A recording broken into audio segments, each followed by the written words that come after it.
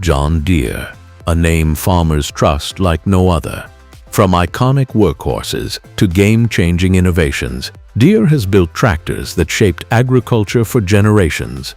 But what if I told you, not every John Deere was a success? Some were powerful, innovative, even ahead of their time, yet they flopped spectacularly. Today we're counting down 10 John Deere tractors that were great but failed, and the surprising reasons why they didn't make it.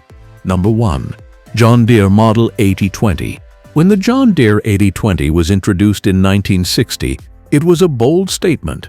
Deere was stepping into the high horsepower four-wheel drive market for the first time, a segment dominated by specialized manufacturers like Steiger and Wagner. The 8020 came equipped with a massive Detroit diesel 671 two-stroke inline-six engine that cranked out 215 horsepower, numbers that were staggering for the time. Its articulated frame allowed for exceptional maneuverability for such a large machine, and it could pull heavier tillage equipment than almost anything else in North America. On paper, this was the future of big-acre farming. In practice, though, the market just wasn't ready.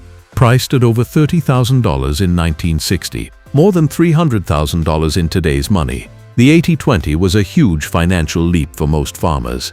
In an era when many still relied on smaller, more affordable tractors, the sheer size and cost of the 8020 made it impractical for the majority. Only 100 units were built before Deere pulled the plug. Yet, those who did own an 8020 often swear by its durability and capability. Many are still operational today, a testament to their engineering quality. In hindsight, the 8020's failure wasn't about flaws in the tractor, it was about timing. Deere had introduced a machine that was simply too far ahead of its time. Number 2. John Deere 6030. The John Deere 6030 was nothing short of a powerhouse. Released in the early 1970s, it was the most powerful two-wheel drive row crop tractor Deere had ever produced. With up to 225 horsepower from its turbocharged 531 cubic inch diesel engine, it was designed for farmers who needed raw pulling strength for large plows and heavy fieldwork. The 6030 could outwork almost anything in its class, and its build quality was second to none. However, the timing of its release coincided with the 1970s oil crisis, when fuel prices shot up and farmers became increasingly conscious of operating costs. The 6030's massive power came with equally massive fuel consumption, making it expensive to run. For many operations, it was simply overkill. Smaller tractors could accomplish the same work with less fuel and less weight, and the 6030's bulk made it unwieldy in certain field layouts. The result was a tractor that, while respected by custom operators and big-acre farms, struggled to find a broad customer base. Today, the 6030 enjoys a cult following among collectors and big tractor enthusiasts, but in its time, it was a case of too much tractor for too many farmers. Number 3. John Deere 4320. If the 4020 was the Beatles of John Deere tractors, universally loved and hugely influential, then the 4320 was like a talented side project that got overshadowed. The 4320 was essentially a 4020 on steroids, with a turbocharged engine that delivered more horsepower and torque. It kept all the reliability and versatility of the 4020 while adding a boost in performance, making it an excellent choice for row crop work, loader duties, and field tasks that demanded extra muscle. Unfortunately, the 4320's production run was incredibly short. Just 2 years after its debut, Deere introduced the 4430, which came with the company's revolutionary SoundGuard cab. Compared to the comfort and modern styling of the 4430, the open-station 4320 suddenly felt dated. Many farmers, knowing a new generation was just around the corner, skipped the 4320 entirely and waited for the updated model. It's not that the 4320 failed because it was a bad tractor. Quite the opposite. It failed because it was an in-between model, launched at the wrong time and quickly made obsolete by Deere's own innovation. Number 4. John Deere 5000 Series European versions. In the early 1990s, Deere rolled out the European-built 5000 series compact utility tractors aimed at smaller farms, vineyards, orchards, and specialty crop producers. These tractors were agile, fuel-efficient, and easy to maneuver in tight spaces, making them ideal for the narrow rows of vineyards or the confined yards of small mixed farms. In Europe, the 5000 series found its audience.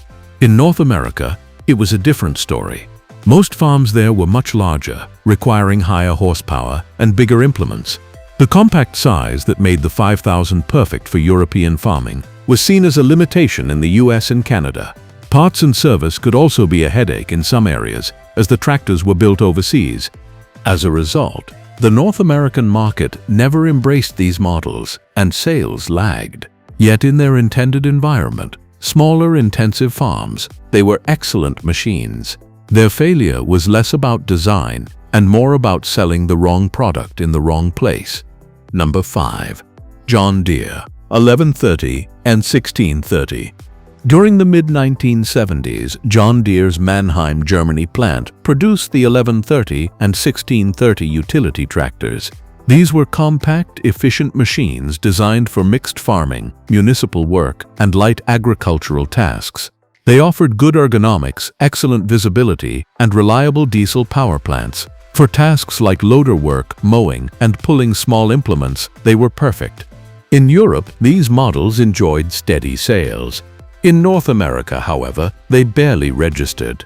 Larger farms tended to gravitate toward bigger tractors with more horsepower, and Deere's domestic lineup already offered models that overshadowed these imports. Limited marketing in North America meant that many potential buyers never even knew the 1130 and 1630 existed. These tractors are now something of a hidden gem for collectors and small acreage farmers who appreciate their simplicity and durability. But in their own time, they were victims of market mismatch. Number 6. John Deere 70 Diesel Standard. The John Deere 70 Diesel was a strong, reliable tractor with the kind of slow, steady torque that farmers loved for heavy pulling jobs. The standard, or wheatland version, was designed for open field work without the need for high clearance or row crop adaptability. It was economical to run, thanks to its efficient diesel engine, and built to last. The problem was that the wheatland market was relatively small compared to the row crop market. Farmers who didn't need the specialized features of the standard version often opted for the more versatile row crop configuration. On top of that, the two-cylinder diesel, while durable, was noisy and slow revving compared to newer multi-cylinder designs that were beginning to enter the market. While the 70 Diesel Standard was mechanically solid, it represented a shrinking niche. Sales numbers reflected that reality, and the model never reached the success of its row crop sibling. Number 7. John Deere 8010. The John Deere 8010 holds a special place in history as Deere's first foray into the big articulated four-wheel drive market.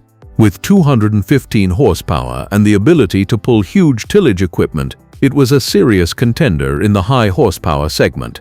For large wheat farms and prairie operations, it promised unprecedented productivity. Unfortunately, the 8010 suffered from serious transmission problems right out of the gate. Deere had to recall all 100 units produced, retrofit them with fixes, and re-release them as the updated 8020. This early setback hurt the tractor's reputation and limited its market potential. The 8010's failure was a classic case of a promising design, undermined by a critical mechanical flaw. Still, it paved the way for Deere's later successes in the 4WD market. Number 8. John Deere 8430 4WD version. By the mid-1970s, the market for large four-wheel drive tractors was heating up, and Deere introduced the 8430 to compete with brands like Steiger and Versatile.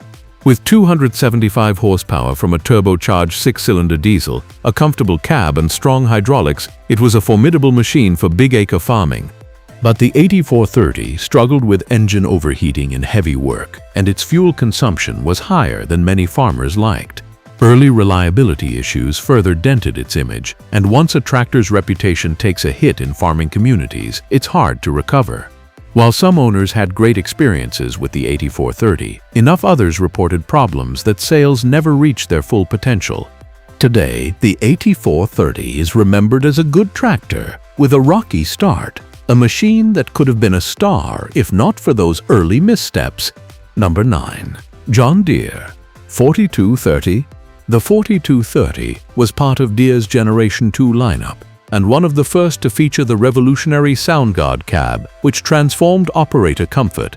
With a quieter environment, better climate control, and reduced vibration, it set new standards for tractor cabs. However, the 4230's 100 horsepower engine was underpowered for the heavier, more complex tractor it was bolted into. Many farmers who expected performance similar to the beloved 4020 were disappointed, finding it sluggish in certain tasks.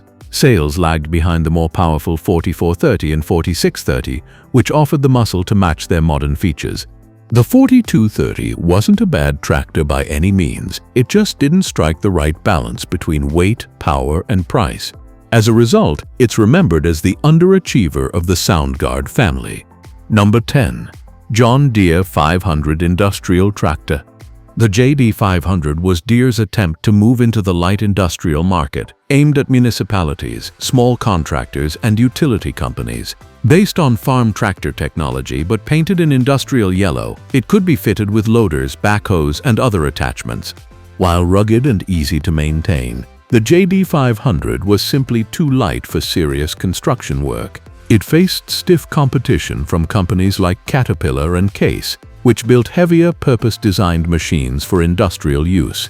Many buyers dismissed it as a farm tractor in disguise, limiting its appeal outside niche markets.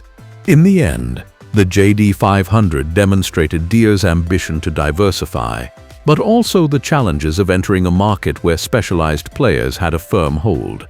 These tractors proved that even the biggest names in farming can have missteps, but they also show that failure often paves the way for the next big success. Which of these tractors do you think deserved a second chance? Tell me in the comments below. If you enjoyed this deep dive into Deere's history, hit that like button, subscribe, and turn on the bell so you never miss another ride through the world of legendary and not so legendary farm machines.